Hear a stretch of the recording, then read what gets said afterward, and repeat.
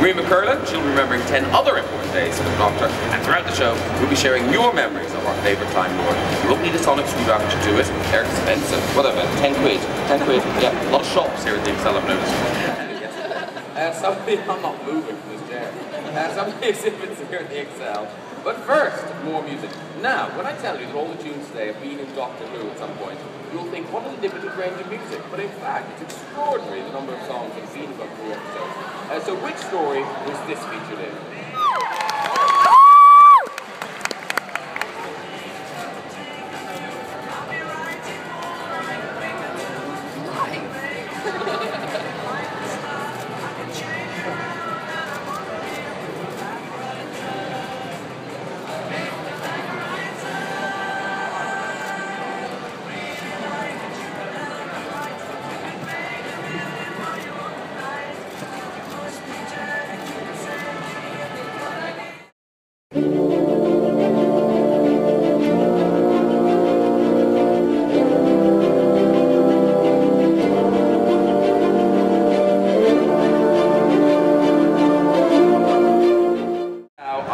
By the current Doctor Who and his companion. It's Matt Smith and Jenna Coleman.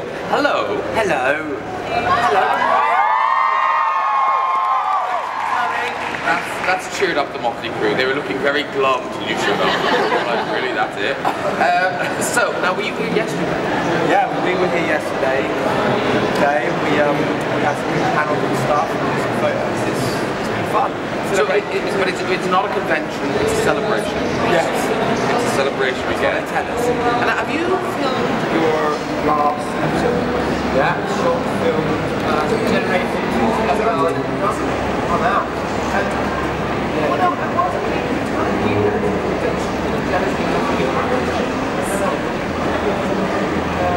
sad. And you know, what how realised.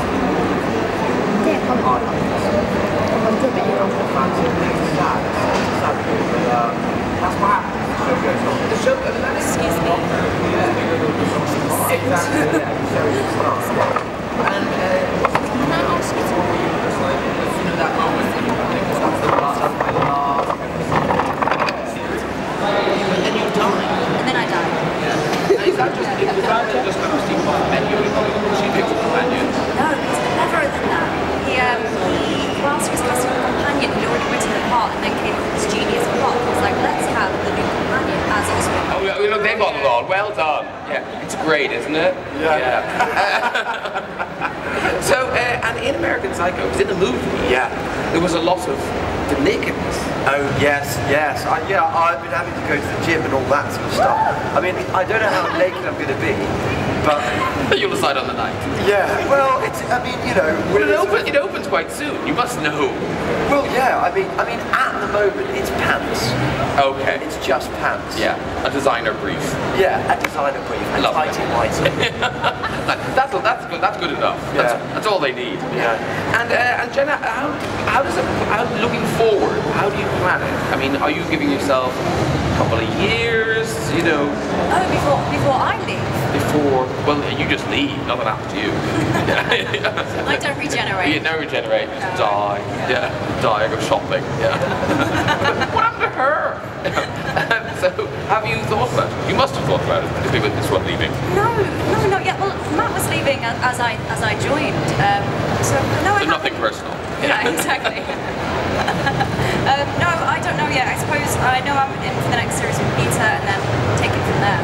Alright, listen, the two of you, I know you've got to go to panels, you've got to pose for 1,000 pictures, well 8,000 precisely, and sign autographs. So thank you very much for joining us on this very special day. We'll have more Doctor Who stars after another piece of music. Which episode was this featured in? Which episode was it featured in?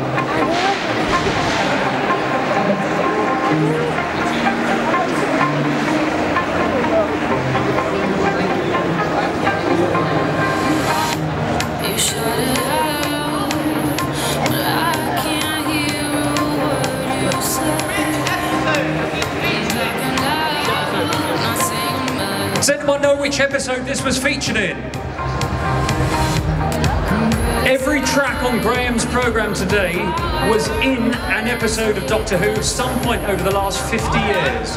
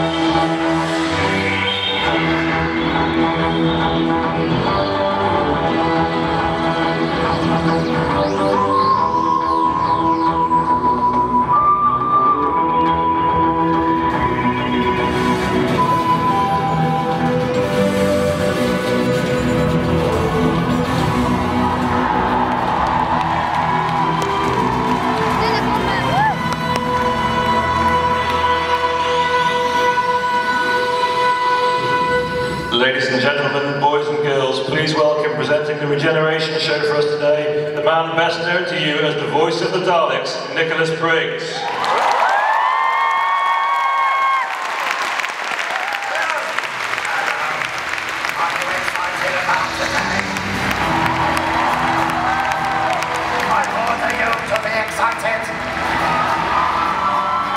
Wouldn't it be awful if I did the whole show like that? Yeah. Well, brilliant! Well done. Welcome to the Regeneration show. This is Nicola, who will be signing throughout. I just want you to see how she signs in Dalek. You will be exterminated.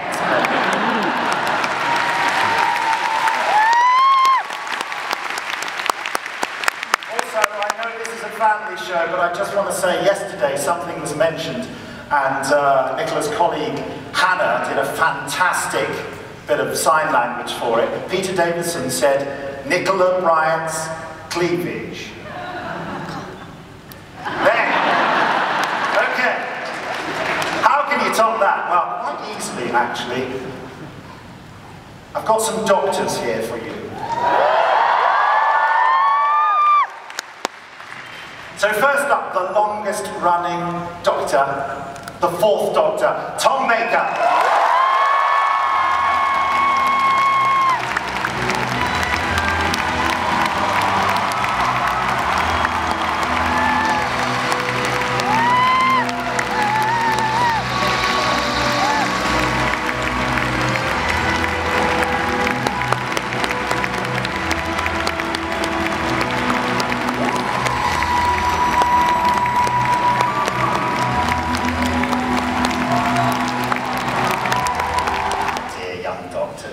Peter Davison.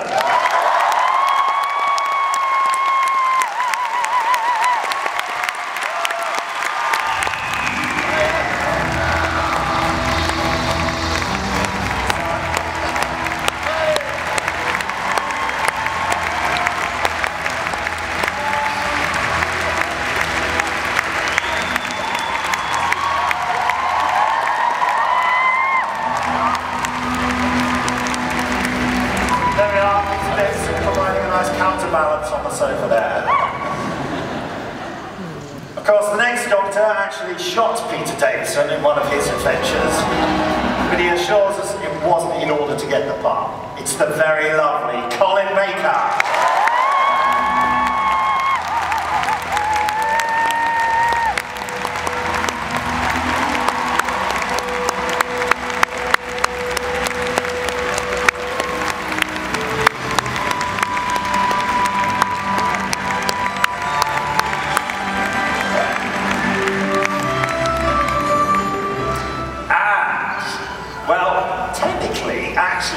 The next guest is really the longest running Doctor because he did 3 years on the BBC and then had to wait until 1996 for the TV movie. The seventh Doctor, Sylvester McCoy.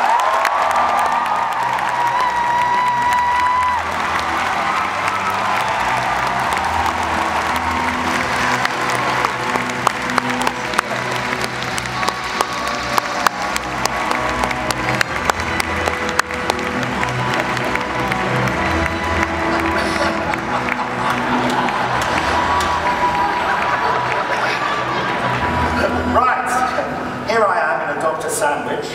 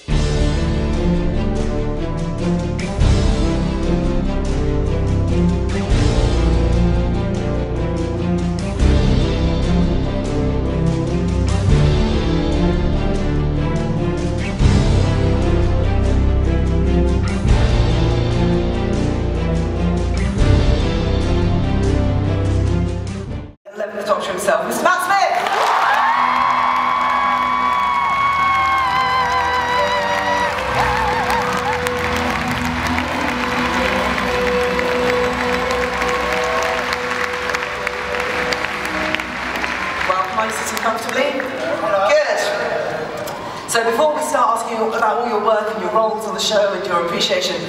We saw the amazing drama on BBC Two about the origins of the show. What did you think about that? Matt, let's ask you about it first of all. About Adventures in Space and Time? Yes. Oh yeah, I thought it was a wonderful piece of drama actually. I thought, yeah, it was just really sort of interesting for me as a doctor.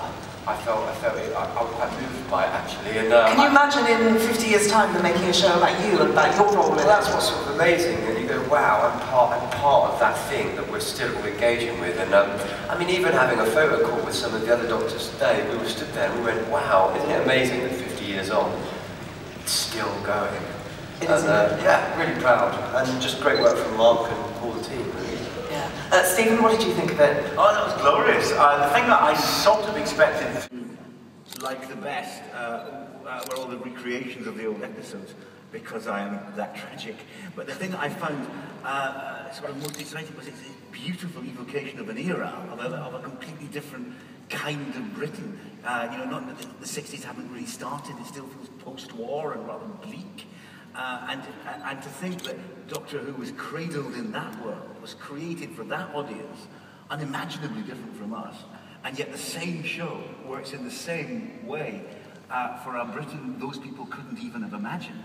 That is the stuff of immortality. That's remarkable. Let's take a look at a clip from the very first programme. So we're going to watch now a little bit of The Unearthly Child. It's cool when you watch that, doesn't it? Stephen, as you watch that back, how do you feel when you watch that clip back? I've seen that clip so many times. I've seen that episode so many times. I love An Unearthly Child. I think all the great ideas are there. All the great ideas that drive Doctor Who are there. The TARDIS, the Doctor, the amazing theme music, the title sequence. It's extraordinary that all happened just in one episode. It's still amazing now, and that's one of the best TARDIS entrances there have ever been. But heaven knows what it was like for people back in 1963, where television consisted of dull people having short conversations or very long conversations in very small rooms. That this thing came on with electronic music and a police box that was bigger on the inside. They must have thought television had gone mental, and indeed it had. Marcus, were you a long-time Doctor Who fan? Did you belong to a Doctor Who Appreciation Society when you went to college? I never did it formally, but no, I'm a producer. Yeah, I came later, but no, I've always been a huge Doctor Who fan. Yeah, love the show.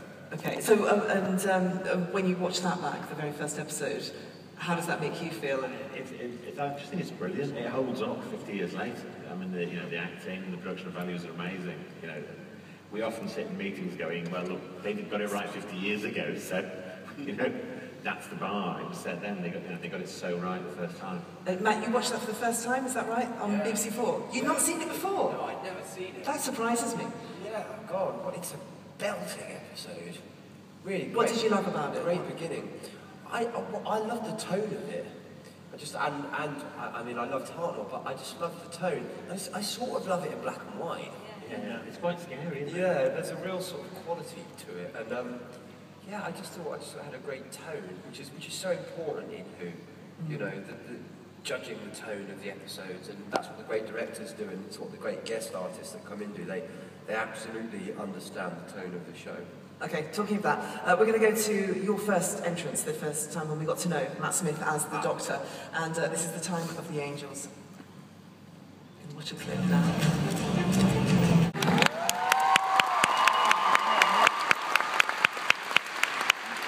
Was that the first one that you filmed? That wasn't the first time we saw you? First episode that we ever shot with a wonderful director actually called Adam Smith. He did really sterling work in it, and had a great sort of angel story actually, I think. A real cracker. I'm very fond of that one, even though at the time I thought like I was having a continuous standing up heart attack. How come? Just because I didn't really know what I was doing. I saw you last night talking, and you were saying how for the first 3 months or so you just felt like you were plunging and trying to work out who your Doctor was. Yeah, of course. But actually, you know, my friend Piers, who used to produce the show, would sort of come and sit with me and say, just remember these times. These are the best times. These are the best times. And in a way, he's right. Like that sense of indecision and not knowing is, you know, somehow it's like best work sometimes, I think. And Stephen, with the Angels, the Weeping Angels, you first introduced them with Dave Tennant. Yeah. Where did that come from? I'm just so fascinated with how your mind works and where these stories first come to you. Do they come in dreams? Do you steal them from places? Well, the story is an alarming one. I won't lie to you. Go on. I was on holiday and at a very large hotel that was next to a dangerous church. It really was a dangerous church, but at a graveyard outside the church, and the gates of the graveyard were all chained up and said, "Do not enter, dangerous structure." Which is, a graveyard that's locked up because it's that dangerous. It's pretty damn exciting. And inside it, I could see a weeping angel, a lamenting angel, whatever you'd call them. And that stuck in my memory. And when I wrote Blink a few years later, I included the idea of the gates, which is what Sally Sparrow climbs over, and I included the weeping angel. And a few years after that, we went back to that hotel, and I took to my son Joshua to say, "You want to come and see where I got the idea for the weeping angel?" So I took him to the dangerous graveyard with the padlocked gates, and the weeping angel wasn't there. Now, there are possible explanations. It's possible, I suppose, that I misremembered there being a weeping angel there. But to this day, I don't know where I got the idea, because I don't think I invented that. I think an angel standing with its face in its hands isn't mine. But I can't find any evidence that it isn't. And whenever I do a Google search, an image search for statues of angels weeping, all I get are pictures and shows I made, so it's not Isn't the weeping angel in your back garden? There is a weeping angel. I have no idea how it got there. We keep the spot lit. No, there is. Yes, there is a weeping angel in my garden. I'm very, very proud of the weeping angel. And Jenna, Clara is an incredibly complex character and crucial to the Doctor and has been throughout his life. How did Stephen explain what Clara was going to be like, who she was and what role she played? Well, that was the intriguing thing, is that I came into the show knowing I was playing different incarnations of Clara, but I never knew why until I picked up the script for the name of the Doctor. Neither of us knew why, which I think is the best way, because I think if I had known and filmed the series with Matt, I think there would have been a kind of more of a familiarity or something, because I've known, obviously we've travelled through all space and time together. So I think it was a great surprise for me, and it was a really good way to play it kind of unconsciously. And how far do you know? What do you know of the future for Clara? How much of her story are you privy to? She's looking to Stephen to see what she's allowed to say. What can I possibly divulge here? I know I potentially got emailed a script the other day, but that's all I'm saying. That's rubbish. I know, that wasn't even an answer. No, so you've read said email? Yes, she's yet to say goodbye to Mr. 11, Dr. 11 here. We just filmed the Christmas episode. Yeah. And how was that? A clever answer, Jenny. That was diplomacy at its best. So did you filmed that? How was that? The emotional side of it? Pretty awful. Pretty awful? Yeah, it was incredibly, it was a bit of a whirlwind. It was incredibly exciting because you're welcoming in a new Doctor, but then at the same time you're also feeling incredibly heartbroken. It's kind of angry as well. It's kind of angry. I feel a bit sorry for the Doctor kind of having to deal with women, because I'd go through days where I was quite clingy with Matt because I don't want him to leave, and then days where I'm quite angry because you're leaving me. So it was a... It's like a proper relation. I mean, it is a genuinely, very complex relationship. We're going through it together. Yeah, we've been dumped. He's constantly complaining that we're cruel to him, but we were willing to give it another go. Oh no, Matt says no musical theatre. That's what I want to do. Fine. Off you go, mate. Don't mind that. Hey Matt, what have you kept from your time as the Doctor? I've got the whole purple costume, which is cool, which I could never wear. But you will. When? There'll be a party somewhere. Dressed as myself. No, and then you'll watch Doctor Who wearing it. Yeah. I could have sorted that out quicker. God, yeah. That used to be me. And then I've got the real Sonic in this cool box they made me. And just, you know, like the main thing that I've taken from it is, this sounds so pathetic, but it's true, like, I've got great pals, great friends. These guys here, Clara and Arthur, you know, and like, genuinely... Clara and Arthur is in the... yeah. As well, yeah. Like, you know, kind of people, and you're so right, it is, when you're doing this show, it's sort of art informs life, or life imitates art in some way, that you become, you form this weird bond. Don't you? Yeah. Like, because there's no other job that you, I mean, not only do you go to work every day saving the world and saving each other's lives every day, so there's kind of this adrenaline but then also things like this, and you have these reunions all the time where you meet, and there should be a support. The rest of our lives, let's be honest. There should be a support group, shouldn't there, for Doctor Who ex-people? This is it. Oh, this is the support group, right? You're the counsellors out there. just group therapy right now. Yeah. And when you filmed it, I presume you filmed it all out of sequence. Was there was a time when your paths were crossed with Peter, or Peter Capaldi was there as well? How was that awkward? Because David Tennant's talked about how it was with you and him getting together. Yeah. So when Peter comes along, how's that for you? Yeah, it was quite nice, really. We gave each other a hug, and I said, "Good luck, mate." And Peter's a very gracious, and you know, he's done it all before as well. You know, you know, he's been doing this a long time, so he just got on with his job, and you just try and be as nice as possible and make it as sort of gracious and good as possible, and that's what the show is about. It's about change, and I think if you try and resist that, then it's futile. Resistance is futile. For you, how was it with when your first scenes that you had to do with Peter? It was just an incredibly strange day. I think the day your co-star changes his face is always going to be quite an unusual day. Especially from this handsome.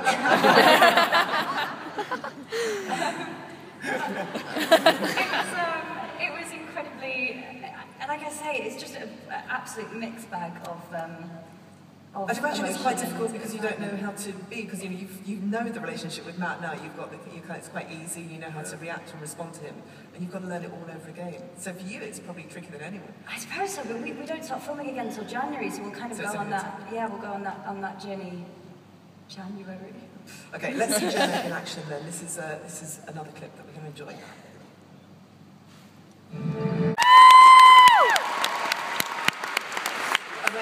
Amazing. Right, Stephen. Oh. About the leaf, actually. I always remember Farron, the director, the technicality of getting a leaf to hit somebody in the face is really, really difficult. So I always remember we had these conversations of him going, can't it just be a plastic bag? Not quite the same effect. I blew into this world in a plastic bag.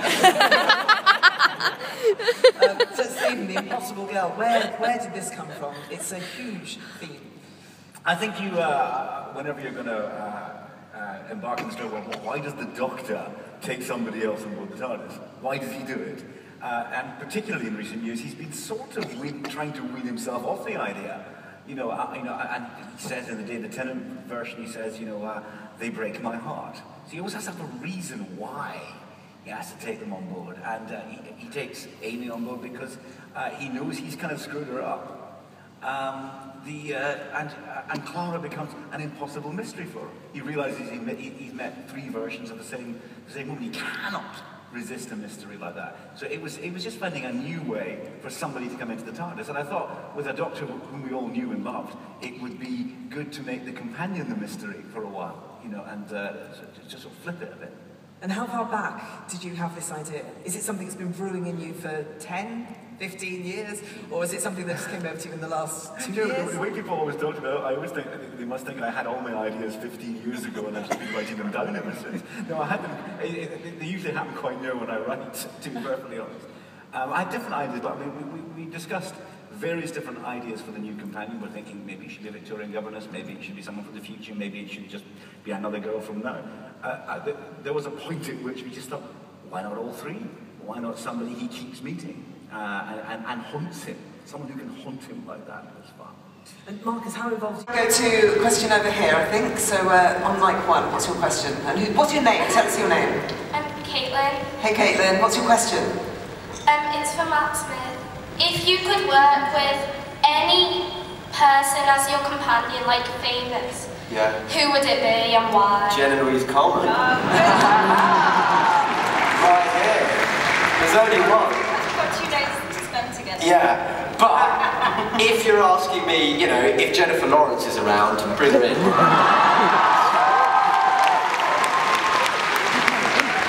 But JLC, top of the list. Top of the list.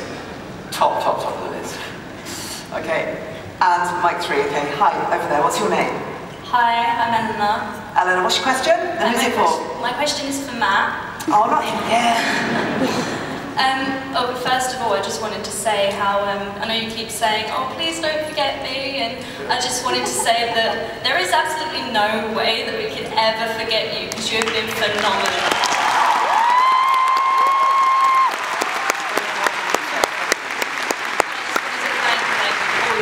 How much of like a part you've played in my life, so thank you for that. Nice one, thank you.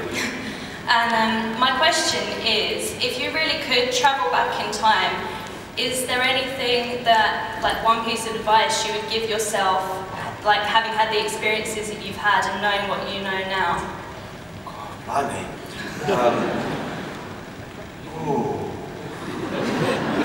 Yeah, I think, I don't know, I mean, crikey, what would I say to myself? I'd say just keep going. I'd say if there was any way I could sort of stop the savage aging process that's taken place over the past 3 years, moisturise more.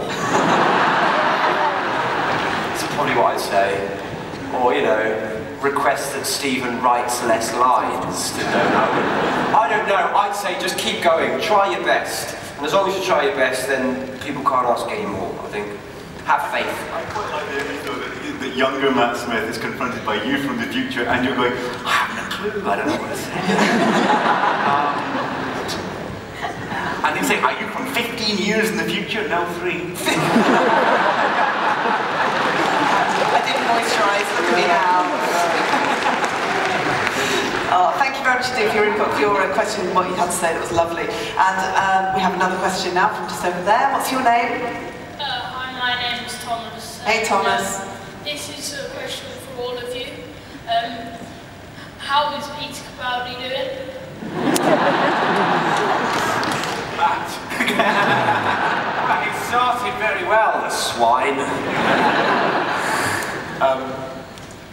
It's over to the team that will be working with him. Marcus and Stephen. He's probably the happiest man in showbiz. I think that's the truth. He's so excited to be the Doctor. I phoned him on the day when he'd just been told by his agent that he was playing. He was going to be the Doctor, and he was in Prague, dressed as Cardinal Richelieu. Prague massive out there. Yay! Yeah, come on. Well, the new Doctor knew that he was the new Doctor in your face, and he said, I can't speak to you. I'm very emotional. I can't speak to you because I'm surrounded with the French nobility. And I'm in Prague, and he's dressed as Cardinal Richelieu with a stupid beard. But I think he's unbelievably excited. He is literally like, if one of you grew up and one day got cast as the Doctor, how would you feel? Well, that's how he feels.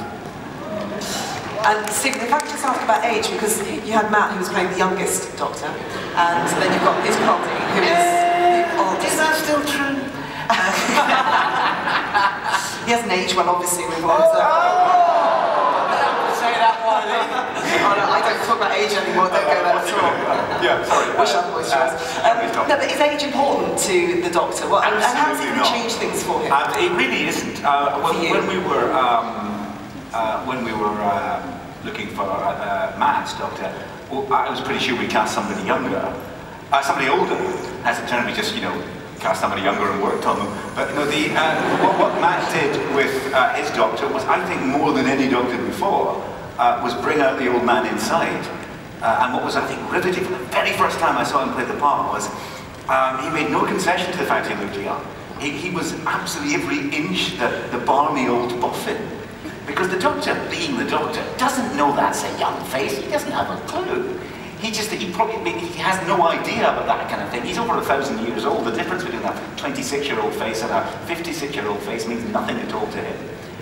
He just gets on with it. And I think I think what is important about the Doctor is that he is every age at once. He's a child, he's an adolescent, he's a middle-aged man, he's an old man. He's all those things at the same time. Doesn't matter to him what face that's coming out of. And that's what Matt managed to encapsulate. Yeah, so